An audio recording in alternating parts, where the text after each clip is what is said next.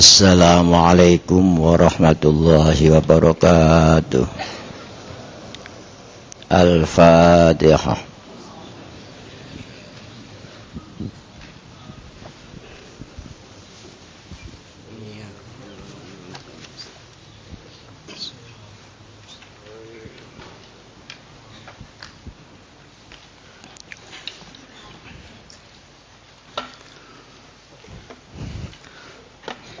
أعوذ بالله من الشيطان الرجيم.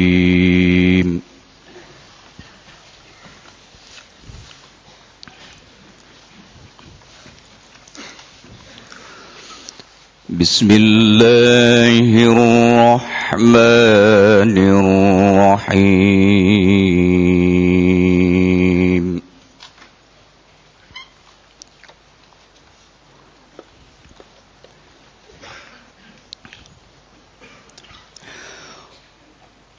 وما نتنزل إلا بأمر ربك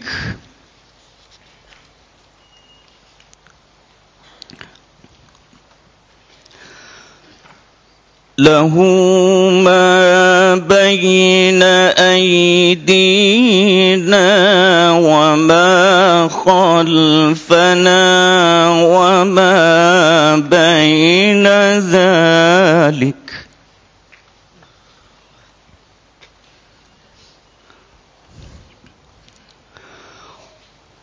وما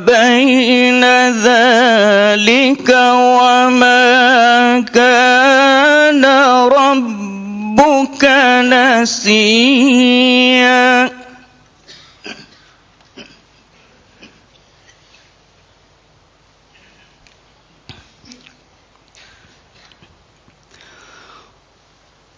رب السماوات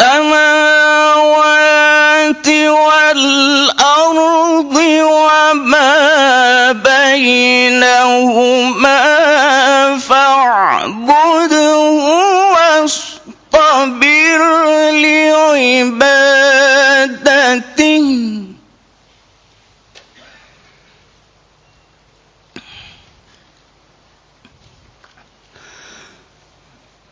هل تعلم له سميا.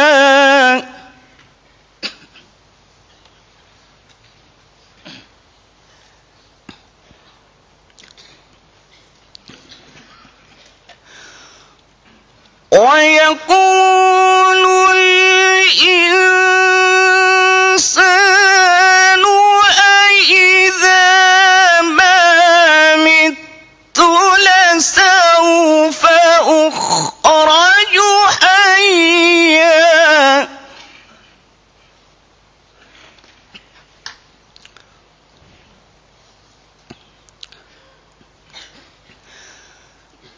أولا يذكر الإنسان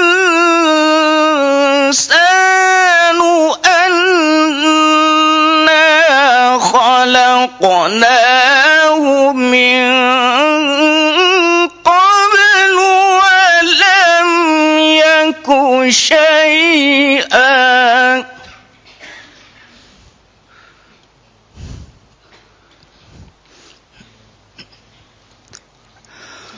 فوربك لنحشرنهم والشياطين ثم لنحضرنهم حول جهنم جثيا.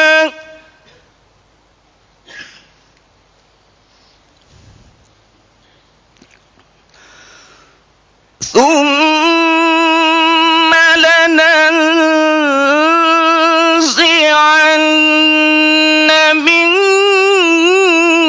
كل شيعة أيهم أشد على الرحمن عتيا.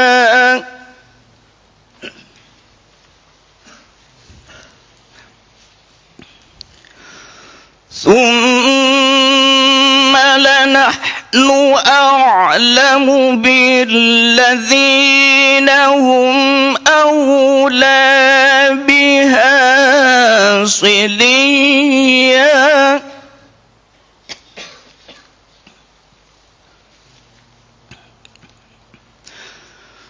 وإن منكم إلا واردها كان على ربك حتما مقضيا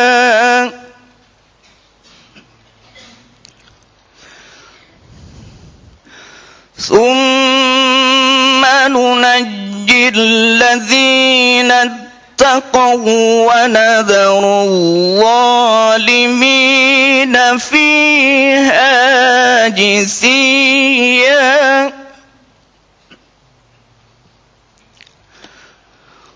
وإذا تتلى عليهم آياتنا بينات قال الذين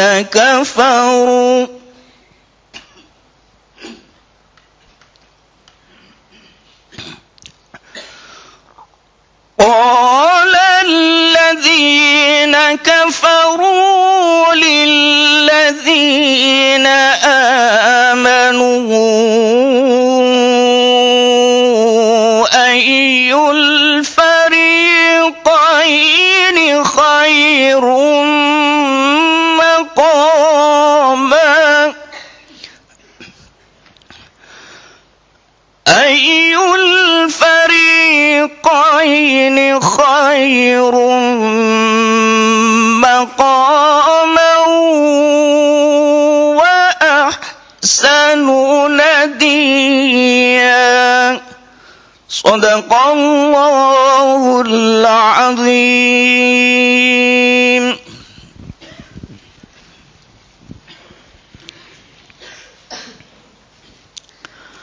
Bismillahirrahmanirrahim. Wa ma natanazzalu illa bi amri rabbik. Al-ayah. Ayat menika nerangake nalika wahyu temurun radi telat sebab-sebabe cara lahir Rasulullah sallallahu alaihi wasallam nalika ditakoki wong Yahudi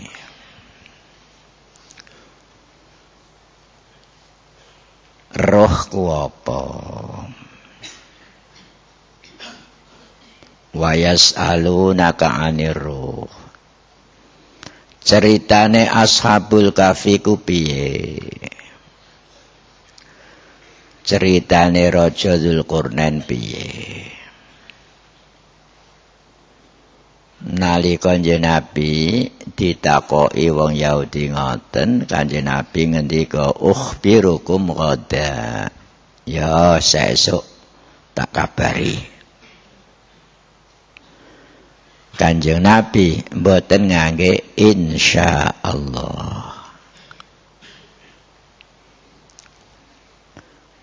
niku malaikat Jibril le temurun ngantos telat siji cerita 15 dina siji cerita 40 dina ora medun-medun niku diterangake teng tafsir Sawi sebabe Kanjeng Nabi ora ngendika insyaallah sanggupan karo wong niku insyaallah Mulane Kanjeng Nabi didhawuhi dening Allah, wala taqulanna li syai'in inni fa'ilun dzalika ghadan illa an yasha Allah. Kowe nek ngomong-ngomong saesuk arep ngene, saesuk arep ngene, aja sok ngomong ngono. Kejaba mbok kanteni insyaallah. Niki mulang teng kita sedaya. Nek nuju janji ngomong-ngomong kali kanca, cerita sampean dasari nganggo insyaallah. Tapi nek nyeritakake dawuh Gusti Allah atau dawuh Nabi, mboten nganggo insyaallah, ampun keliru. Sampeyan nerangake dawuh Gusti Allah. Ata amrullah, kiamat mesti muncul, aja kiamat insyaallah muncul. Keliru niku. Niki nek jenengan janji utawi ngendikan kali kanca niku insyaallah katurane. Sareng telat wahyune nganti pinten-pinten dinten Nabi kangen banget.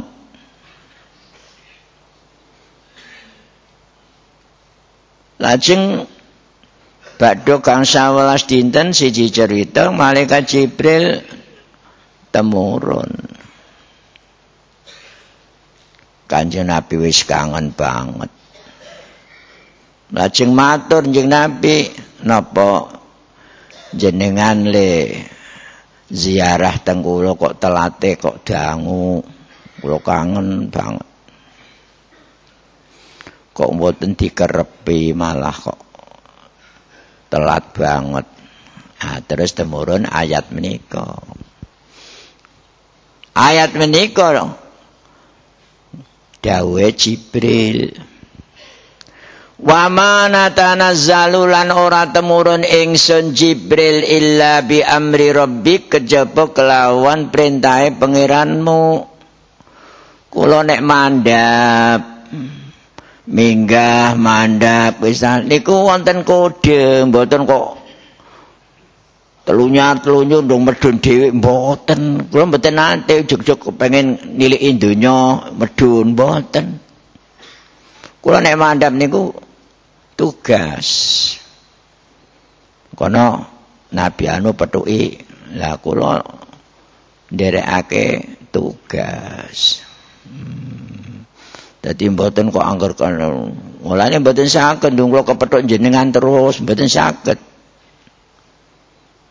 Nek didhawuhi nggih saged. Di malaikat niku dinas banget. Jangan. La ya'sunallaha ma amarahum wa yaf'aluna ma yu'marun. Para malaikat niku mboten nate ndurakani dawuh perintahe Allah, mboten nate. Selalu nderekake apa sing dadi dawuhe malaikat. Nah, sampean pikir tingkah-tingkahe malaikat nu mboten kiyat sampean niru. Ana malaikat sing digawe Gusti Allah rukuk terus. Mboten ate jenggelek. Len jenggelek sok kiamat. Rukuk terus. Ana sing sujud terus, ngadeg sedekap terus. Kaya wong salat niku. Iku tugase malaikat. Sing jaga swarga nggih jaga swarga tok. Nek ora ana komando, ora ana apa-apa ya tetep nang swarga. Sing nang neraka nggih neraka. Iki tugase malaikat. Lahu iku kedukagungane Allah mau ta barang baina aidina kang ana ngarep ingsun. Sing nok ngarepan tegese urusan akhirat. Iki modele urusan akhirat ngarep. Mergo kita niki mlaku. Mlakune mengarep. Wa ma khalfana lan barang kang ana ing mburi kita. Sing dimaksud mburi kita dunya. Wa ma baina zalika lan barang kang antarane ngarep lan mburi. Ya. Kabeh iku kagungane pangeran. Sing ngerteni situasi akhirat, situasi dunya, kabeh iku urusane Gusti Allah, kagungane Gusti Allah. Wa ma kana rabbuka nasiya lan ora ana sapa pangeranmu Muhammad nasiya kok lali enggak. Gusti kok lali nglaleni ring kowe enggak. Ndung kowe dijarno kaya omongane wong kafir-kafir. Piye Muhammad wahyu dak tembrang, ya mulane saiki kowe dineng. Meniku nek ngomong nyelekit. Temurun ma wadda'aka rabbuka wa ma qala. Pangeranmu Muhammad ora tau ngeneng lan ora tau bendu ning ngene seliramu. Jadi kita niki melampah mengarep menuju akhirat. Nah, ninggalake dunya. Kadang-kadang kita nek ngomong sok kualik niku. Nah ini juga pedok kandhane alhamdulillah umurku ditambah. Mboten niku. Umur kok ditambah, mboten saged. Dikurangi. Mulane ba'dul fudhala ngendika wa umri naqisun fi kulli yaumin wa dzambi zaidun kaifa ihtimali wa umri naqisun kulla yaumin umurku selalu kurang saben dina dikurangi. Wa dzambi zaidun kaifa ihtimali dosaku saya tambah. Piye engko keadaanku. Ba'dul fudhala tiyang sing sae-sae niku nek ngendikan tentu urusan nasib akhirat. Mboten nasibe nek donya, mboten nasibe nek akhirat. Dipikir umurku dikurangi terus, dosaku saya tumpuk-tumpuk. Dunubi mislu a'dadir rimali Fabli taubatan ya dzal jalali dosaku kaya petutuk ing wedi. Mbak inggih Gusti dalem taubate panjenengan tampi Zat sing Maha Agung. Jadi tiang rumangsa awake elek niku tiang sae. Mulane berusaha dadi wong apik. Ning aja kesusu rumangsa wis dadi wong apik. Kita tetap berusaha piye bisane dadi wong apik. Ning aja kesusu rumangsa nek wis apik. Iki dawuh-dawuhe Fadhil Fudhala kaya ngono. Imam Syafi'i wong sing apike kaya ngono.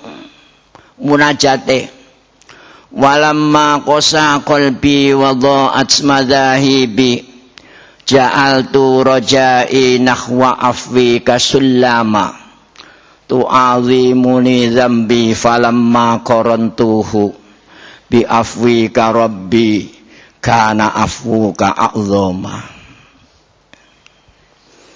Walamma qasa qalbi setelah hatiku jadi keras, wadha'at madhahibi dan haluan hidupku jadi pudar, ja'altu raja'i nahwa afwika sullama Aku jadikanlah pengharapanku terhadap engkau menjadi tangga tempat aku naik memohon ampun. Tu'azimuni zambi, aku merasakan dosaku amat besar. Falamma qarantuhu bi afwika rabbi kana afwuka a'zama. Tetapi bila aku bandingkan ya Rabbi dosaku itu dengan ampunan engkau, nyatalah bahwa ampunan itu lebih besar. Di bahasane Imam Syafi'i. Soalnya ngeten. Iblis niku nek godhong lembut banget. Bisik-bisik. Kadang-kadang nang ngene ati. Wong Gusti Allah ku sifate Ghafurur Rahim, Maha Pengampun. Jadi kaya kowe ku dosa sithik-sithik gak apa-apa. Niki iblis. Iblis. Iku nek menuju lakune apik. Teliti. Dibisiki saake awakmu nek ngono carane. Ya cara saiki ta. Maksiat sithik-sithik. Ki iblis. Gusti Allah Ghafurur Rahim. Tapi engko nek maksiate wis mepek. Iblis bisik-bisik. Kowe ora usah tobat. Maksiatmu wis kegeden. Tiwas ora entuk ampunan. Niki iblis. Mulane sampean kedah saged. Imam Ahmad Al-Busairi. Ya nafsu la taqnati min zallatin azumat. Innal kabaira fil ghufrani kallamami. Iki kanggo nulak bisikane iblis. Nek dosa wis gedene ra mangkat tumpuk-tumpuk ra bakal diapura Gusti Allah. Maksudnya napa? Ben putus asa. Iblis. Tolak. Hei nafsu. La taqnati min zallatin azumat. Sira aja putus asa anane dosa sing gedhem-gedhem sing mbok lakoni. Aja putus asa. Innal kabaira fil ghufrani kallamami satemene dosa-dosa sing mbok anggo gedhe. Iki nek dijejerake pengapurane Allah cimplis dosa mau. Ini bahasa-bahasane ulama-ulama, bahasa fudola niku luar biasa. Ngeten iki mundhut saking ayat Quran. Qul ya ibadiyalladzina asrafu ala anfusihim la taqnatu mir rahmatillah. Innallaha yaghfirudz dzunuba jami'a. Innahu huwal ghafurur rahim. Surat Zumar juz 24. Kandhani Muhammad, kawula-kawulaku sing do mlubuh-mlubuh. Sira aja putus asa rahmate Allah. Tenan Allah sanggup ngapura sekeh dosa. Anjan Allah pengampun lan penyayang. Ki carane kanggo nolak iblis. Nek wis lakone apik dibisiki mbok sithik-sithik nglakoni dosa dadi ora nganti kapiken. Ngono ku iblis niki iblis. Engko nek wis kakean dosane ya dibisiki, wis kadung kakean ora usah tobat. Tewas. Iku iblis kabeh. Dadi iblis kan nggodha ndakekno.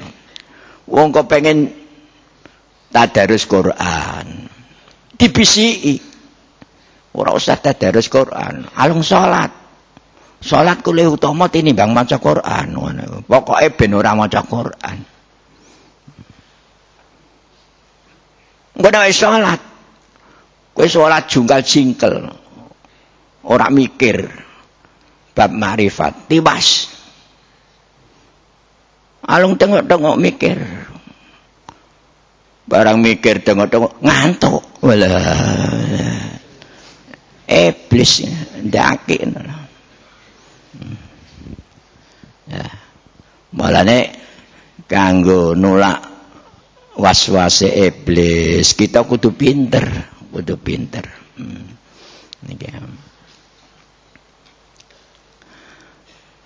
Wangsul datang ayat Allah ngerti sembarang kalir. Rabbus samawati wal ard, ya Allah ku kang mengirani pira-pira langit wal adilan bumi wa ma bainahuma lan barang kang antarane langit lan bumi. Langit bumi sak isine. Niki jane Gusti Allah mengendikake sing sak katoke kula jenengan. Katoke manusa niku langit bumi. Ning jane makhluk sing luwih gedhe tinimbang langit bumi pirang-pirang. Ning kula jenengan mboten ngerti. Mulane ora diucap. Katoke wong iki bumi, langit niku tok. Ning jane langit sak dhuwure iku wis ya ana pirang-pirang sing diarani Sidratil Muntaha, Mustawan, Raf-raf, wedine rak mekakat. Ning kita gak ngerti. Rene kita ndak ngerti, ora diucapke. Gusti Allah ku sing mengirani langit lan bumi sak isine. Ditutake kebesarane Allah. Iki nek Gusti Allah ora maha agung ndak bakalan iso gawe langit. Ora bakalan. Maha agung temenan, maha kuwasa. Mula fa'budhu mongko ngabdiyo nyembah sira Muhammad ing Allah wastabir lan sing sabar li ibadah krana nyembah niku. Dadi pengabdian iki sing sabar tahan uji. Pengertian sabar ku piye? Nah, niki sing perlu dipelajari. Sabar anggenipun netepi taat. Nomor loro sabar anggenipun nilar kemaksiatan. Sabar ngadepi musibah. Jadi telung iji. Kita ditugas dening Allah ngabdi. Nganti diulang liwat Al-Fatihah. Iyyaka na'budu. Hanya kepada Engkau kami mengabdi. Wa iyyaka nasta'in. Hanya kepada Engkau kami minta tolong. Niki. Ditugas manusia urip ngabdi. Wa ma khalaqtul jinna wal insa illa liya'budun. Ngabdi, ngawula. Nek ngawula pisan ngono iku enteng. Sak teruse selagi isih urip kudu ngabdi. Lah ujian-ujiane macam-macam, cobane macam-macam. Mulane kejaba didhawuhi kon ngabdi wastabir, sing sabar. Cara kudus sing betah, sing tahan uji le ngabdi. Badane dikenalake kebesarane Allah. Nganti ditakokno. Hal ta'lamu lahu samia? Apa ngerti kowe lahu marang Allah samia ing wong sing dijenengake Allah? Kowe tau tumon sing dijenengna Allah? Ora ana. Mung siji tok, yaiku Gusti Allah. Liyane mboten saged dijenengake Allah. Mboten kenging.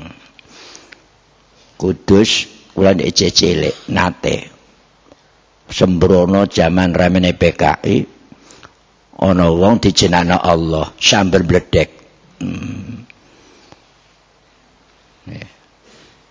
Sambil bledek. Kula nek cilik Allah mung siji tok. Yaiku Gusti Allah. Ora kena jenengna ngono. Ya. niki. Dados takonan hal ta'lamu lahu samia, apa kowe tau tumon jenengan Allah? Ora ana. Ya ming zat sing maha kuwasa ku Gusti Allah. Wa yaqulul insanu, ngucap sapa manusa sing dimaksud Ubay bin Khalaf, Walid bin Mughirah, wong kafir sing bengis kejem. Nah,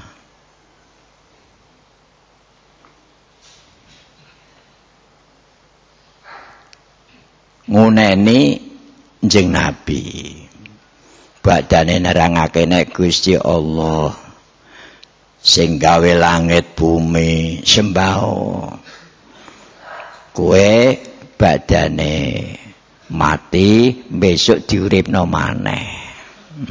Dikandani iku ngomong aidza ma mittu la saufa ukhraju hayya. Niki mime saged mitu saged mutu, padha karo wala immutum, kena diwaca wala immitum qiraah sab'ah. Aidza ma mitu, apa nalikane mati ingsun la saufa ukhraju hayya, saiki bakal ditokake ingsun hayyan hale urip maneh.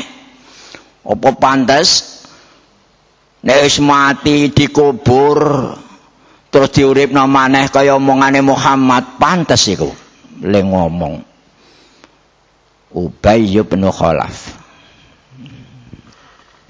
Sangar Gusti Allah le nulak. Awala yadhkurul insanu, awala yadhakkarul insanu anna khalaqnahu min qablu walam yaku syai'a. Dia ngomong ngono, apa ta ora ering, apa ta ora eling wong mau? Awala yadhakkarul insanu, sing dimaksud asale Ubay bin Khalaf, itu sing dimaksud. Tapi umum ndi wong sing do niru. Apa ndek ora mikir eling? Anna khalaqnahu ing satemene ingsun Allah khalaqnahu nitake ingsun hu ing insan mau min qablu saking sadurunge walam yaku syai'a, kale ora ana sapa insan sean ku suwiji-wiji kang bisa disebut. Apa ndek dak eling? Aku le gawe manusa ku asale dak ana. Asale gak ono terus aku gawe. Ngono wae iso. Apa maneh baleni? Cara akal. Wong gawe arloji karo dandani arloji, iku gampang dandani. Tapi iki kanggo akal manusa. Nek Gusti Allah dandani gawe padha gampange. Tapi niki kanggo nyelarasake daya pikire manusa. Gawe tanpa alat ngono wae iso. Apa maneh baleni barang wis dadi. Dadi terus rusak dadene neh gampang. Awala yadzakkarul insanu anna khalaqnahu min qablu walam yaku syai'a. Wong durung ana apa-apane iso, apa maneh wis ana bahan-bahan racikane. Luwe iso. Niki kanggo nyelarasake kekuatan daya tangkepe manusa. Terus dawuh ancaman. Wong sing bluboh kaya ngono iku diancam dening Allah. Fa wa rabbika mongko demi pangeran ira. La nahsyurannahum saiki bakal ngumpulake giring tenan ingsun Allahum ing wong-wong sing padha engkar anane baas. Tak kumpulake wasyayatina lan setan-setane. Dirantai. Dadi wong kafir-kafir benjing dikumpulake karo setan-setan. Dirantai dadi siji. Dawuh ngeten niki pasti mboten insyaallah. Sebabnya apa? Sebab sing dawuh Gusti Allah. Pasti.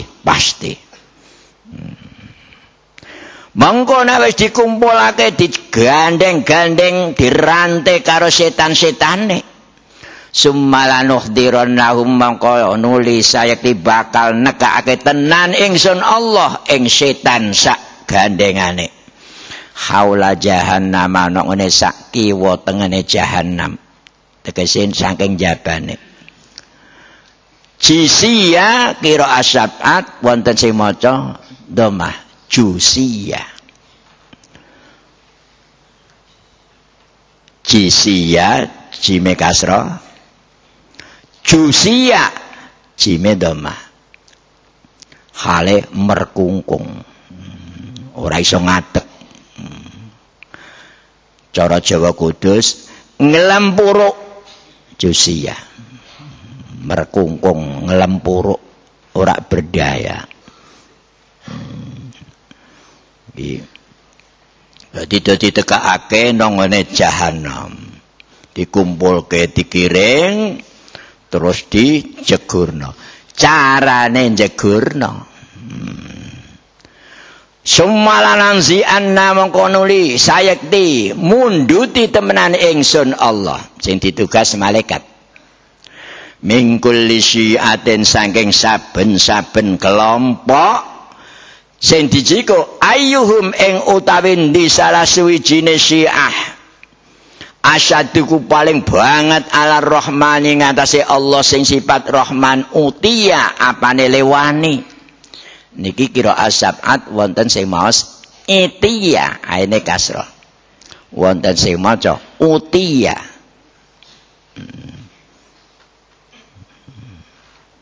di sing paling sembrono paling wani cukup ndike urut lah malaikat kok ngerti ana tengere ngono ana tengere ya sing kejem-kejem nak donyane iku didikekno padha-padha njegurna urut summalanahnu mongko nuli sayekti ingsun Allah a'lamu iku ngudane ingsun billadzina kelawan akeh hum kang utai ladzina aulaiku luweh berhak biha kelawan jahanam suliya apane mlebune niki kira asabat kula wangsuli malih suliya wonten sing maca siliya mulai awal wau jusiya jisiya utiya etiya suliya siliya kira asabat diwestani kira asabat mergo imam sing terkenal mazhab ana 7 iji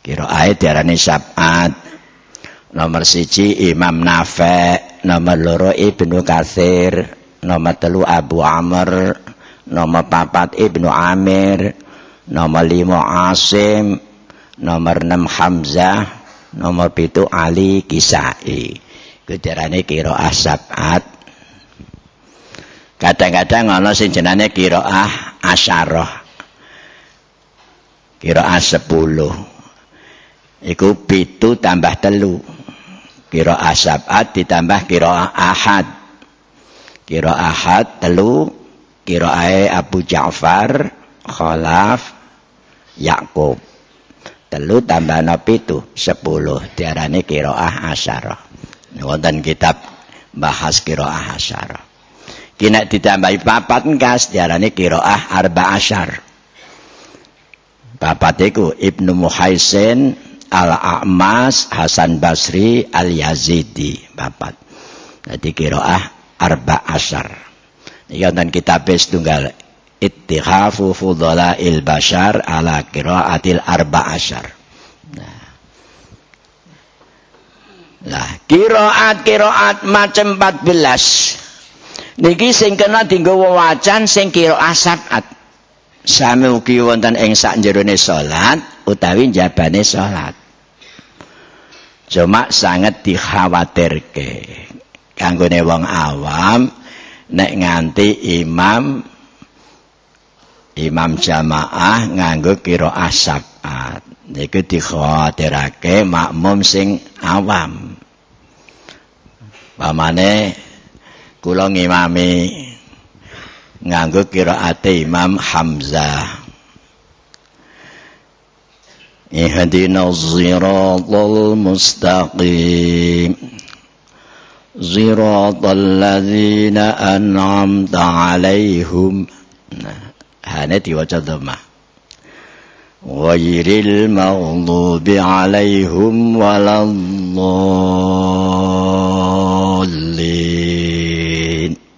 Ki makmum sing nak mburinan ngamuk imame ceblek. Wong him kok mbok waca hum. Imame ngomong qiraat sab'at. Batal kabeh malah. Ya, malane ampun. Tapi hukume kenging. Ya, nganggo qiraat sab'at hukume kenging. Tapi kula penging, ampun. Napa marai tukaran. Tak sida salat geger. Ati niki wau qiraat sab'at mulai jisiyah, jusiyah, itiyah, utiyah, siliyah, suliyah. Wa imingkum lan ora ana saking sira kabeh, ora ana wong suci illa waridha kejaba mesti nekani jahanam. Kana ana apa teka ring jahanam ala rabbika ing atase pangeran ira Muhammad khatman ku kepastian maqdiya kang wis diputus. Makhluk manusa sak jagat mulai Mbah Adam nganti anak putu mesti ngliwati jahanam pasti. Dadi teko ora-ora maksar ning swarga mesti liwat jahanam. Ora parak kobong. Lah niki hebate neraka jahanam. Sing ora ndek dosa adem. Dadi nerakane genine ora kaya geni donya. Geni donya ora lucu. Wong apik yo kobong, wong elek kobong. Geni donya ora pati ngerti. Nek geni neraka jahanam satune iku ngerti. Iki ora tau dosa, ora apa-apa. Niki. Munggo angger nek neraka kobong sing kobong dikek malaikat Malik. Niki. Nyatane malaikat Malik mboten kobong, adem. Lah Nabi Ibrahim dicontoni Gusti Allah nalika diobong Namrud. Qulna ya narukuni bardam wa salaman ala Ibrahim. Geni kowe dadi geni sing adem.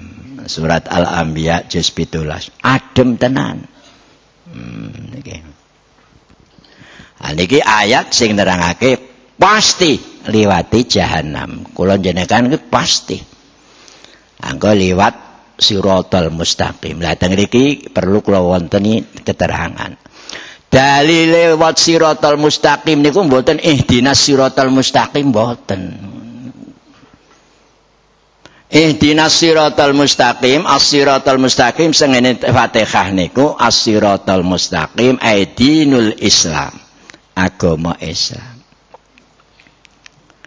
Nek dalile wat siratal mustaqim tengene Abi Jamrah utawi tengene Bukhari Muslim.